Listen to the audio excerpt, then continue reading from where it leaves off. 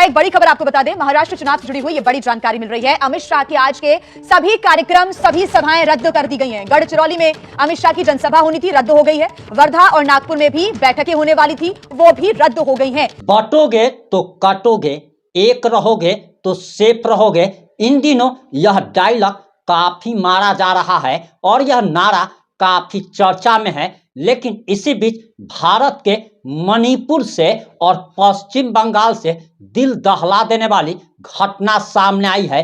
एक तरफ जहां पश्चिम बंगाल के मुर्शिदाबाद में दंगा भड़क जाता है, हिंदू और मुसलमानों के बीच सांप्रदायिक दंगे में 50 से ज्यादा लोग घायल बताए जा रहे हैं। कई लोगों की मौतें हो गई है, इंटरनेट सेवा बंद कर दी गई है, रैपिड एक्शन फोर्स की तैनाती की गई है, हजारों की संख्या में पुलिस वालों और सुरक्षा बलों की तैनाती की गई है, धारा 144 लगा दी गई है। वहीं मणिपुर से भी जो खबर आ रही है वह भी काफी हैरान कर देने वाली है। और आपको बताते चले कि पिछले एक साल से मणिपुर में लगातार हिंसा जारी है, लेकिन केंद्र सरकार कान में तेल देकर कुंभकर्णी नींद में सो रही थी। लेकिन इसी बीच बड़ी खबर मणिपुर से आ रही है और बताया जा रहा कि अब तक 7 भाजपा विधायकों एवं मंत्रियों के घर को आग के हवाले कर दिया गया। वहीं मणिपुर के सीएम एन बीरेन सिंह के भी घर को जलाने की कोशिश की गई है। मुख्यमंत्री के आवास पर पथराव किया गया है और सिर्फ इतना ही नहीं बल्कि कई सारे कांग्रेस विधायकों के भी आवास को जला दिया गया है। और मणिपुर में जो हिंसा भड़की, इसके बाद केंद्रीय गृह मंत्री अमित शाह जो कि महाराष्ट्र में चुनावी दौरे पर थे, उन्होंने अपने सारे कार्यक्रम रद्द कर दिए, सारी चुनावी रैलियों को रद्द कर दिया। और ये वो भाजपा ने किया है जिसके लिए चुनाव जीतना एक जंग माना जाता है और कहा जाता है कि बीजेपी चुनाव जीतने के लिए कुछ भी कर सकती है। उस पार्टी के और भारत के गृह मंत्री अमित शाह को वापस लौटना पड़ता है, नई दिल्ली लौटना पड़ा है और दिल्ली में हाई लेवल मीटिंग चल रही है। और आखिर पूरा मामला क्या है,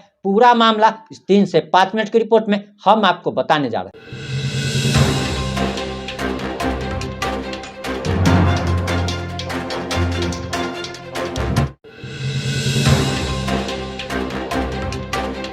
नमस्कार, मैं प्रिंस कुमार सिंह और आप देख रहे हैं पॉजिटिव इंडिया। इस वक्त की सबसे बड़ी खबर मणिपुर से आ रही है और मणिपुर के साथ साथ पश्चिम बंगाल से भी आ रही है। आपको बताते चले कि दरअसल मणिपुर से जो घटना सामने आई है वो भी हम आपको आगे बताएंगे कि आखिर ऐसी क्या विकट स्थिति आ गई कि गृह मंत्री अमित शाह को सारे कार्यक्रम रद्द करके वापस दिल्ली लौटना पड़ा और दिल्ली में हाई लेवल मीटिंग चल रही है। लेकिन हम सबसे पहले पश्चिम बंगाल के मुर्शिदाबाद में हुई घटना के बारे में आपको बताने जा रहे। मीडिया रिपोर्ट्स के अनुसार जो जानकारी आ रही उसके अनुसार बताया जा रहा कि 50 से ज्यादा लोग घायल हैं, जबकि वहां के लोकल लोगों का कहना है कि 200 से ज्यादा लोग घायल हैं। दर्जनों लोगों की मौतें हो चुकी है, दर्जनों घरों में आग लगाई गई, इंटरनेट सेवा को बंद कर दिया गया है, धारा 144 लगा दी गई है।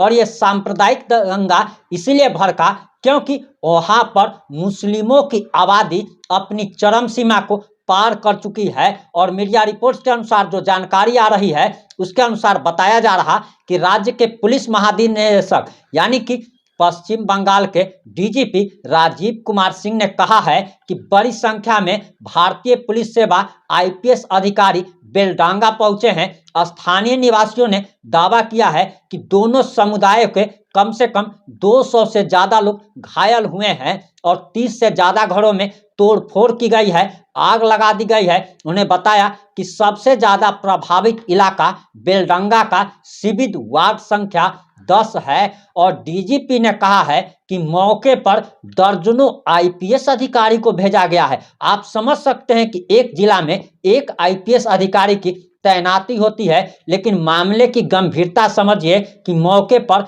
दर्जनों आईपीएस अधिकारी को भेजा गया है। वहीं हिंदुस्तान टाइम्स की रिपोर्ट के मुताबिक एक स्थानीय पुलिस अधिकारी ने नाम न बताने की शर्त पर बताया कि बेलडांगा में सामुदायिक क्लबों की ओर से कार्तिक पूजा के उत्सव के दौरान झड़पें शुरू हुई और आरोप है कि बिजली के डिस्प्ले बोर्ड पर बल्बों से अपवित्र टिप्पणी लिखी गई थी और मुसलमानों द्वारा हिंदू देवी देवताओं के बारे में अभद्र टिप्पणी की गई थी, जिसके बाद से तनाव पैदा हुआ। अधिकारी ने बताया एक महिला समेत बेलडांगा के 4 निवासियों को बहरामपुर मेडिकल कॉलेज और अस्पताल में भर्ती कराया गया है। लगातार हो रही झड़पों की रोकने की कोशिश में हजारों रैपिड एक्शन फोर्स के जवानों की तैनाती की गई है और सैनिक बलों की तैनाती की गई है। और एक चीज़ आपको बताते चले कि हमारी तबीयत थोड़ी ख़राब चल रही है, हमें आराम करने की ज़रूरत है, लेकिन ये खबर बहुत बड़ी है और ये आप सभी तक पहुंचना ज़्यादा ज़रूरी था, इसीलिए हम बताने आए हैं। अगर बोलने में अगर मिस्टेक हो जाए तो कृपया क्षमा कीजिएगा। वहीं आपको बताते चले कि मणिपुर से भी जो घटना सामने आ रही है, दरअसल उसके अनुसार बताया जा रहा कि कई सारे मंत्री एवं विधायकों के आवास जला दिए गए हैं।